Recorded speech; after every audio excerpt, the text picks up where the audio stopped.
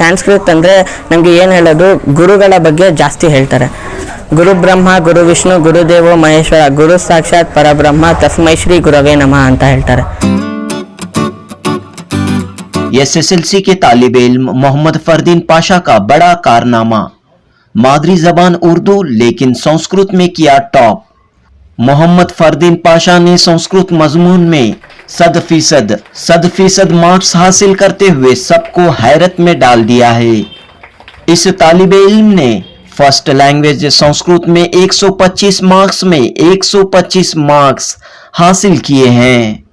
एक मुस्लिम स्टूडेंट ने संस्कृत में टॉप करते हुए ये पैगाम दिया कि हर शख्स हर जबान सीख सकता है, किसी जबान के सिलसिले में तंग नजरी तासुब नहीं रखना चाहिए। जी हाँ दोस्तों, बेंगलुरु के होम्बेगौड़ा हाई स्कूल के तालिबे इल्म मोहम्मद फरदीन पाशा टैंक गार्डन इलाके में रहते हैं।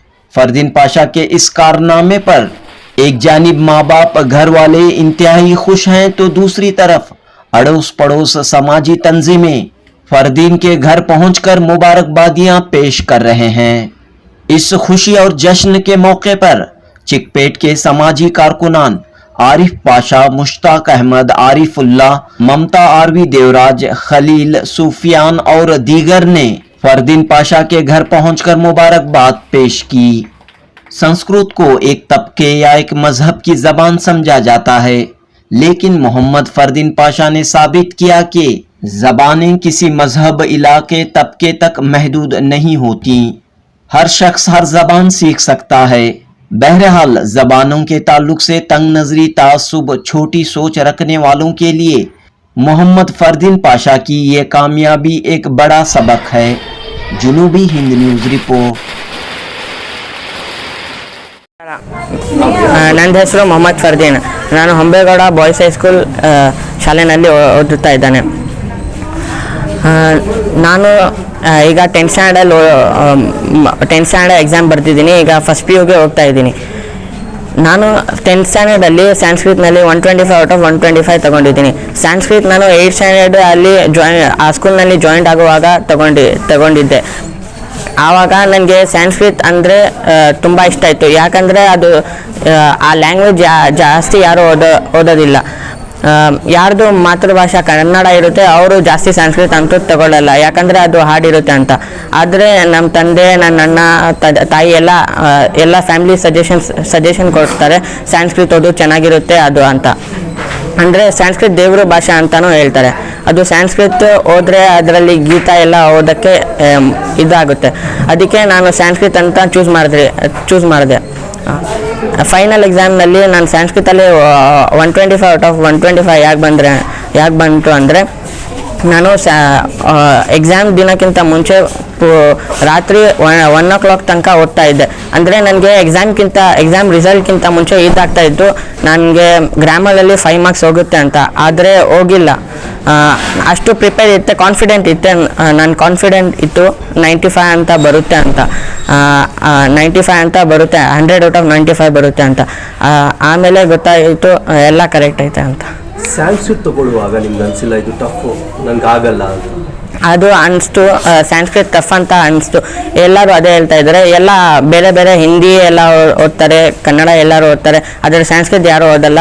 ನನಗೆ ಅದೊಂದು ಇಷ್ಟ ಆಯಿತು. ನಾನು ಅದನ್ನು I want to taste that language. So ನಾನು ಅದು ಸಂಸ್ಕೃತ ತಗೊಳ್ದೆ. ನೀವು ಯಾವ ಟೈಮಲ್ಲಿ ಈ ಸಂಸ್ಕೃತ ಕಲಿಯೋಕ್ಕೆ ಅಂತ ಟೈಮ್ ತೆಗಿತಾ ಇದ್ದೀವಿ? ನಾನು 7 to 10 ಮಾಡ್ತಾಯಿದ್ದೆ. ಆಮೇಲೆ ಊಟ ಆದಮೇಲೆ 10 to 11:30 12 o'clock ತನಕ ಮಾಡ್ತಾಯಿದ್ದೆ. ಎಕ್ಸಾಮ್ ಪ್ರಿಪ್ರೇಟರೀಸ್ಗಿಂತ ಮುಂಚೆ 1 o'clock ತನಕ ಸ್ಟಡಿ ಮಾಡ್ತಾಯಿದ್ದೆ. ಆಮೇಲೆ ಬೆಳಗ್ಗೆ ಎದ್ದು ಎಕ್ಸಾಮ್ಗಿಂತ ಮುಂಚೆ ಸ್ವಲ್ಪ ಸ್ಟಡಿ ಮಾಡಿದೆ. ಎಕ್ಸಾಮ್ ಆಗೋಕ್ಕಿಂತ ಮುಂಚೆ ನಾನು ಫುಲ್ ಕಾಮ್ ಆಗಿದ್ದೆ, ಯಾಕಂದರೆ ಅದು ಮಿಂಗಲ್ ಆಗಿಬಿಟ್ಟು ಎಲ್ಲ ಫರ್ಗಟ್ ಆಗಿಬಿಡ್ತೀನಿ ಅಂತ. ನೀವು ಬೇರೆ ಸಬ್ಜೆಕ್ಟ್ಸ್ ಓದುವಾಗ ಮತ್ತು ಸಂಸ್ಕೃತ ಓದುವಾಗ ಏನು ಡಿಫ್ರೆನ್ಸ್ ಆಗಿದೆ? ಅಂದರೆ ಸಂಸ್ಕೃತ ಹಿಂದಿ ಥರ ಸಿಮಿಲರ್ ಇರುತ್ತೆ, ಆಲ್ಫಾಬೆಟ್ಸ್ ಎಲ್ಲ ಸಿಮಿಲರ್ ಇರುತ್ತೆ. ನನಗೆ ಅದು ಅನಿಸ್ತು ಹಾಡೈತೆ, ನಾನು ಅದು ಮಾಡಲ್ಲ ಅದು ಅಂತ. ಆದರೆ ಎಲ್ಲರೂ ಹೇಳ್ತಾ ಇದ್ರು ಮಾಡೋ ಚೆನ್ನಾಗಿರುತ್ತೆ ಅಂತ. ಅಂದರೆ ನನಗೂ ಒಂಥರ ಇಷ್ಟ ಇತ್ತು, ನಾನು ಇದು ಲ್ಯಾಂಗ್ವೇಜ್ ಕಲಿಯೋಣ, ಇದು ಒಂಥರ ಸ್ಪೆಷಲ್ ಲ್ಯಾಂಗ್ವೇಜ್, ನಾನು ಸಂಸ್ಕೃತಲ್ಲಿ ಮಾತಾಡಬೇಕು, ನನಗೆ ಸಂಸ್ಕೃತ ಬರೆಯೋಕ್ಕೆ ಕಲಿಬೇಕು ಅಂತ. ಸಂಸ್ಕೃತ ಒಂಥರ ಮಿಸ್ಟೀರಿಯಸ್ ಲ್ಯಾಂಗ್ವೇಜ್ ಥರ ನನಗೆ ಇತ್ತು. ಅಂದರೆ ನನ್ನ ಲೈಫಲ್ಲಿ ಜಾಸ್ತಿ ಸಂಸ್ಕೃತ ಓದೋಕ್ಕೆ ಏಮ್ ಇತ್ತು ನನಗೆ. ಅದಕ್ಕೆ ಸಂಸ್ಕೃತನ ಇಷ್ಟಪಟ್ಟು ನಾನು. ಸಂಸ್ಕೃತದಲ್ಲಿ ನೀವು ಗ್ರಾಮರ್ಸ್ನ ಯಾವ ಥರ ನೀವು ಡೆವಲಪ್ ಮಾಡಿದ್ರಿ? ಗ್ರಾಮರ್ಸ್ ನಾನು ಟೆಕ್ಸ್ಟ್ ಬುಕ್ ಇರುತ್ತೆ, ಟೆಕ್ಸ್ಟ್ ಬುಕ್ಕಲ್ಲಿ ಕ್ಲಾಸ್ ಮಾಡುವಾಗ ಎಲ್ಲ ಪಾಯಿಂಟ್ಸನ್ನು ನಾನು ನೋಟ್ ಮಾಡ್ಕೊತೀನಿ. ಆಮೇಲೆ ಮನೆಗೆ ಬಂದು ನಾನು ಒಂದು ಬುಕ್ ಇಟ್ಕೊಂಡಿದ್ದೆ ಸಂಸ್ಕೃತ ನನ್ನ ಓನ್ ಸೆಂಟೆನ್ಸಿಂದ. ಅದು ಓನ್ ಸೆಂಟೆನ್ಸ್ ಪಿಕ್ ಮಾಡಿ ಗ್ರಾಮರ್ ಹಾಕಿ ನನ್ನ ಓನಿಂದ ನಾನು ಎರಡು ಸೆಂಟೆನ್ಸ್ ಮಾಡ್ತಾಯಿದ್ದೆ. ಆಮೇಲೆ ತೊಗೊಂಡೋಗಿ ನನ್ನ ಫ್ರೆಂಡ್ಸ್ಗೆಲ್ಲ ತೋರಿಸ್ತಾ ಇದ್ದೆ, ಅವರು ಕರೆಕ್ಟ್ ಮಾಡ್ತಾಯಿದ್ರು, ಇದು ಕರೆಕ್ಟ್ ಇದು ಇಲ್ಲ ಅಂದರೆ ಸರ್ಗೆ ತೋರಿಸ್ತಾ ಇದ್ದ. ಅದಕ್ಕೆ ನೀವು ಗ್ರಾಮರ್ ಆ ಥರ ಡೆವಲಪ್ ಆಯಿತು ನಂದು. ನೆಕ್ಸ್ಟ್ 10th ಆದ್ಮೇಲೆ ನೀವು ಸಂಸ್ಕೃತನ ಇದೇ ಥರ ಮುಂದೆ ತೊಗೊಂಡೋಗ್ಬೇಕು ಅಂತ ಇದ್ರೆ ಸ್ಟಾಪ್ ಮಾಡಬೇಕು? ಇಲ್ಲ, ನಾನು ಸಂಸ್ಕೃತ ಕಾಲೇಜ್ನಲ್ಲಿ ಸೆಕೆಂಡ್ ಲ್ಯಾಂಗ್ವೇಜ್ ಅಂತ ಚೂಸ್ ಮಾಡ್ತಾ ಇದ್ದೀನಿ. ಯಾಕಂದರೆ first language English, second language ಅಂತ ನಾನು ಕಂಟಿನ್ಯೂ ಮಾಡ್ತಾ ಇದ್ದೀನಿ.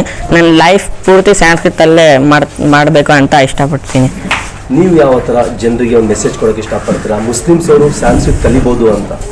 ಮುಸ್ಲಿಮ್ಸ್ ಅವರು ಸಂಸ್ಕೃತ ಕಲಿಯೋಕ್ಕೆ ಏನೂ ಇಲ್ಲ. ಅಂದರೆ ಸಂಸ್ಕೃತ ಅಂತೂ ಒಂದು ಲ್ಯಾಂಗ್ವೇಜ್, ಬೆಸ್ಟ್ ಲ್ಯಾಂಗ್ವೇಜ್ ಅದು. ಅಂದರೆ ಹಿಂದಿ ಕನ್ನಡ ಎಲ್ಲ ಕಲಿತಾರೆ, ಸಂಸ್ಕೃತ ಕಲಿಬೇಕು. ಯಾಕಂದರೆ ಅದು ಬೆಸ್ಟ್ ಲ್ಯಾಂಗ್ವೇಜ್, ದೇವ್ರ ಭಾಷೆ ಅಂತಲೂ ಹೇಳ್ತಾರೆ. ಆಮೇಲೆ ಹೋಲಿ ಲ್ಯಾಂಗ್ವೇಜ್ ಅಂತಲೂ ಕರೀತಾರೆ ಅದನ್ನು. ಅದಕ್ಕೆ ಸಂಸ್ಕೃತ ಕಲಿಬೇಕು, ಓದಬೇಕು. ಏನು there is no discrimination about taking language in that. So language, Sanskrit language ಓದೋಕ್ಕೆ ಎಲ್ಲ ಈಸಿ ಇರುತ್ತೆ.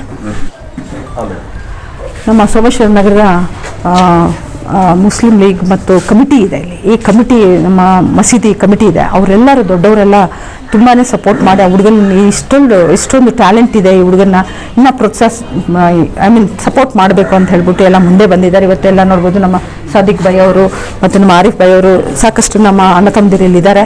ಎಲ್ಲರೂ ನಾವೆಲ್ಲ ನಿಮ್ಮ ಜೊತೆಲಿ ಇರ್ತೀವಪ್ಪ, ಚೆನ್ನಾಗಿ ಓದು, ನಿಮ್ಗೆ ಏನು ಸಹಾಯ ಬೇಕಾದರೂ ನಾವು ಮಾಡ್ತೀವಿ ಅಂತ ಮುಂದೆ ಬಂದಿರೋದು ತುಂಬ ಖುಷಿ ಆಗುತ್ತೆ. ಮೇಡಮ್, ಇದೇ ಥರ ಸ್ಟೂಡೆಂಟ್ಸ್ನ, ಯುವಕರನ್ನ ಪ್ರೋತ್ಸಾಹಿಸಿದ್ರೆ ಅವರ ಮೆಂಟಾಲಿಟಿ ಇನ್ನೂ ಸ್ಟ್ರಾಂಗ್ ಆಗುತ್ತೆ ಅಂತ ಇವರ ಅನಿಸಿಕೆ ಅಲ್ಲ? ಖಂಡಿತ ಪ್ರೋತ್ಸಾಹ ಎಲ್ಲಿದೆ ಅಲ್ಲಿ ಖಂಡಿತ ಅವ್ರ ಸಂಕಲ್ಪನೂ ದೃಢವಾಗಿರುತ್ತೆ. ಇವತ್ತು ಫ್ಯೂಚರ್ ಹುಡುಗರು, ಇವತ್ತಿನ ಕಿಡ್ಸು ಮುಂದಕ್ಕೆ ಮಂತ್ರಿ ಆಗ್ಬೋದು, ಏನಾದರೂ ಒಂದು ಆಗ್ಬೋದು, ಒಂದು ದೇಶ ಗೌರವ ಇಂಥವ್ರಿಗೆ ನೀವೇನು ಮೆಸೇಜ್ ಕೊಡ್ತೀವಿ? ಇವಾಗ we are all getting back to the roots. ಇವಾಗ ಎಲ್ಲದಕ್ಕೂ we have to come back to the roots. Because ನಾವು ನೋಡ್ತಾ ಇದ್ದೀವಿ ಎಷ್ಟು ಪೊಲ್ಯೂಟ್ ಆಗಿದೆ. Every system is been polluted. Political ಆಗಲಿ, ಇನ್ನೊಂದು ಹಾಸ್ಪಿಟಲ್, ಎವ್ರಿವೇರ್ ದ ಪೊಲ್ಯೂಷನ್ ನೋಡಿದ್ದೀರಾ. It's not only mental pollution, ಇದು ಇಂಪ್ಯಾಕ್ಟು ತುಂಬ ಕೆಟ್ಟದಾಗಿ ಪರಿಣಾಮ ಮಾನಸಿಕವಾಗಿ, ದೇಹಿಕ, ದ ಫಿಸಿಕಲ್ ಆ್ಯಂಡ್ ಮೆಂಟಲ್ ಬಾಡೀಸಲ್ಲಿ is gain an impact and having very bad thoughts generate ಮಾಡೋ ಅಂಥದ್ದು ಪರಿಸ್ಥಿತಿ ನಾವು ಏರ್ಪಾಟಾಗಿದೆ ಇವಾಗ.